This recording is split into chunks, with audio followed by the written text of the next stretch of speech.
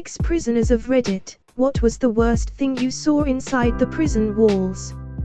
NSFW. There was talk about a guy assaulting his own daughter. Some guys made him a cup of morning coffee. Morning coffee is basically taking a kettle, pour cooking oil in it, heat it up and add a lot of sugar and then throw it in someone's face. It was very uncomfortable to see and hear. I've noticed from these comments that when people do what you described, they add large amounts of sugar. Why is that? Is it because the concoction becomes like syrup and hard to remove? Yep. Makes the boiling oil stick and burn into the skin, almost like Molotov, benzene mixed with styrofoam, or something like that. Done 11 years myself. One of the worst things I've seen is two members of a gang called Goodfellas, aka 40 Deep, jumped on a blood on the way back from pill call. One used a large knife, the other had a fan motor in a net bag and used that as a flail. Also seen /heard multiple people being raped. A friend of mine admitted to me after a year or so that he had been actively raped every night by his roommate, a OOG from the Bloods, for about a 5-month period. There's more, just what I could think of all the time. That seems like a very animalistic and unsafe life. Yep, that's the nicest way I can voice my reaction to what you wrote. OOG from the Bloods. What's an OOG? A triple OG means he was one of the founders of the gang, or at least there in the beginning. Not prison but jail. 6 months pregnant and her water broke. Cos didn't believe her and waited to take her to the hospital until she was hemorrhaging. The baby died and the woman was released because they didn't want to pay medical costs. This was 2004-ish. Well, that's freaked up. So cruel and so unusual. Prison systems punish people in ways indescribably disproportionate to the crime committed. What's especially sick here is that it's jail and not prison, which means she likely hasn't even been convicted of a crime yet. I made a friend early on who was sentenced to life for killing a man that had touched his niece. He'd been locked up for about 5 or 6 years when I'd first met him.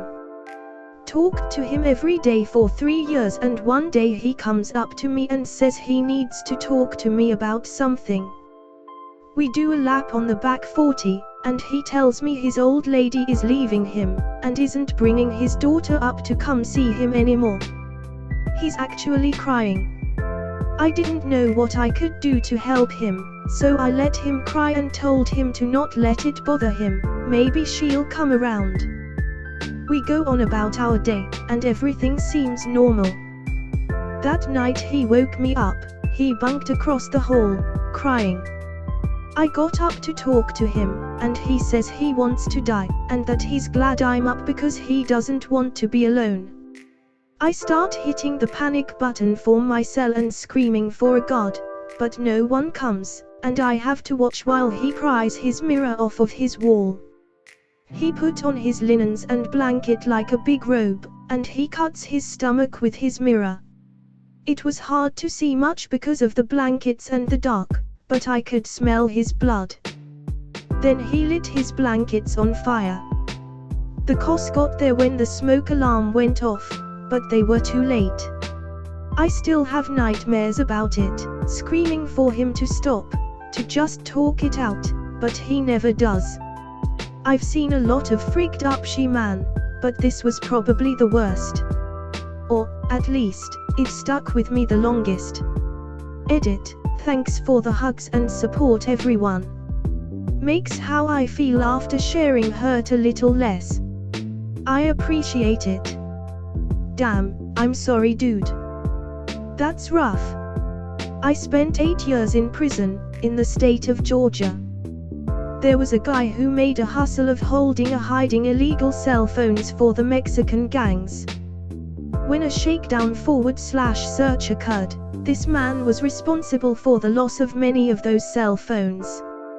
He was confronted on the yard, and tried to escape by climbing the fence, He got stuck in the razor wire, shredding his forearms, while 7 or 8 Mexican gang members were stabbing him all in the back of his legs and his ass.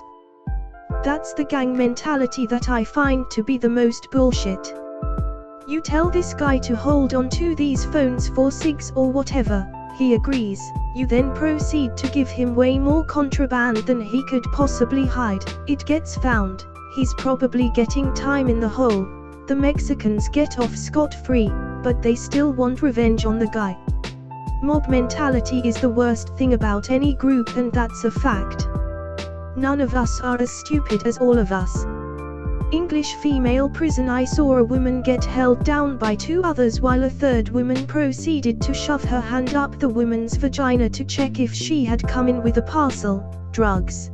This was in the communal showers, so yeah, addicts don't give a frick. Sounds horrifically painful. The complex trauma would never leave. Did they have any reason to think she had drugs? Likely try to check every new person. I spent 6 years in prison. 1 month in, I watched a Crip on Crip gang stabbing. They stabbed the guy 60+ times while he was curled up in a ball screaming help. But nobody could, because you'd be a target next. He somehow survived, but I couldn't tell you how. I think about it every day. That's terrible. I've got a lot of bad stories, but that was certainly the worst. What's the second worst you've seen? Not another stabbing, but I was at a CCA, now core civic, prison, which is notorious for their poor healthcare. There was a guy in my pod who for weeks was complaining of testicular pain. He'd go to sick call, and they would refer him to the doctor. That usually took 6 weeks, and his ball hurt. One night he took a plastic chair, went to the shower, turned on the water, took the blade out of a shaving razor, cut his nutsack open and removed his testicle. I didn't see the next part, but a very close friend of mine was at sick call when there was a knock at the door. My friend said, I just thought someone was being impatient. Then there was a second, more urgent knock, followed by the door opening. The guy was standing there, put his severed testicle, which was now in a medicine cup, on the nurse's cart and said, sorry to interrupt your sick call. I fixed my problem, but I can't seem to stop the bleeding. I didn't see his ball, but there was more blood in the pod than I thought a person could lose. This whole thing was actually on the news here in Nashville. It's 8:30 a.m. and I'm done with Reddit today. I'm gonna go read a book. Yup, I'm out too. Time to go watch CBS Sunday Morning and think about my life choices. Random question. In movies /TV, they often depict people in a situation where they are forced to take sides, join a gang, or forced to participate in other crimes. How accurate is this?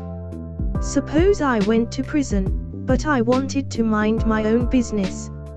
Like, stay in my cell, read books, talk to my cellmate, eat my food, etc. Stay out of gang stuff, don't pick sides, etc. How easy is it to just mind your own business? It's actually not that hard. What becomes difficult is when the slightest encounter turns into a confrontation that does make you choose. But if you are simply there and will watch anything on TV or be okay with whatever is happening around you, it is pretty simple to keep to yourself.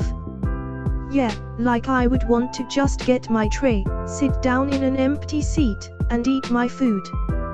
But if someone takes it as an egregious insult because I sat in their spot, I mean, how do you handle that? The sane option, hey man, that's my spot. Ah, okay, sorry. I didn't know, then get up. The shitty option. Wanting to fight sometime because they unknowingly sat in your spot.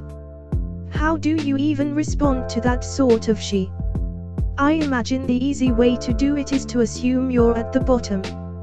Sit down last or not at all, don't touch the remote, Don't speak unless spoken to, assume respect towards everyone, avoid eye contact where possible, etc. Until you understand daily life, do nothing more than keep your chin up, sit up straight, and wait. Edit. Emphasis to clarify, this is not a long-term strategy.